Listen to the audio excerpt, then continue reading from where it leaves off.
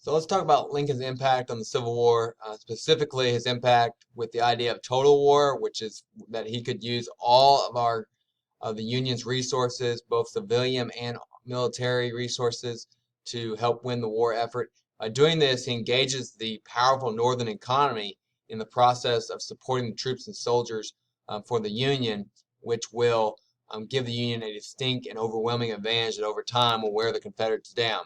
This idea was way ahead of its time and will be used again by the U.S. military in World War I and World War II, and U.S. civilians in World War I and World War II. When they plant victory gardens, they transform factories to making war-type materials and things like that. This was a brilliant plan and helped lead the North to victory. Part of Lincoln's planning also involved the use of the telegraph. Lincoln had a telegraph room built below the White House, and he was in constant communication with his generals so they could all work together and communicate about what was going on the battlefront, while the Confederates were passing letters that took days to be passed between the generals and the leadership of the South.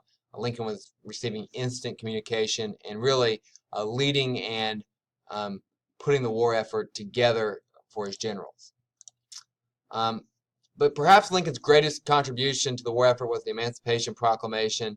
From the early days of his political campaigns in the 1850s, he made it clear that he believed that African Americans should be free from slavery and equal with everyone else in America. However, when he became president, this became more complicated. He had to put these ideas on the back burner because with the Dred Scott decision, it appeared that the Constitution was not supportive of his views, and he was worried about the consequences of dividing the Union even more so and losing the border states. There are lots of opinions in his ear about the issue of emancipation. People threatened to leave him. Northern Democrats threatened to leave him if he went forward with it. Abolitionists threatened to withdraw their support of him if he backed off from it. He pondered this throughout 1862, and he really wanted to find a way to motivate his army more, but also keep his border states and not make Northern allegiant slaveholders turn against him. In the end, he came up with the Emancipation Proclamation, which he released on January 1st of 1863. It only ends slavery in Confederate states. It does not end slavery in the border states. It does not end slavery in Confederate areas that had already been conquered by the Union Army as well. It's only a wartime proclamation.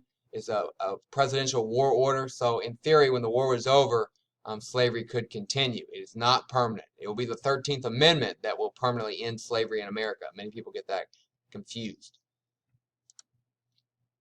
At first, it's impossible to support because the Confederates are not listening to Lincoln. They have their own president. But as the Union Army began to invade farther and farther south into Confederate territory, they will free millions of slaves. Many of them will follow the Union Army around. The loss of the slave labor will hurt the South in food supply and mine supplies for their wartime materials, and so it is an effective military strategy. Many African Americans joined the Union cause and fought very bravely. From 180,000 to 200,000 or so served. They fought in segregated divisions. The 54th Massachusetts famously fought very bravely in South Carolina with a heroic charge up the high ground. William H. Carney's taking multiple bullets along the way but keeping the flag flying.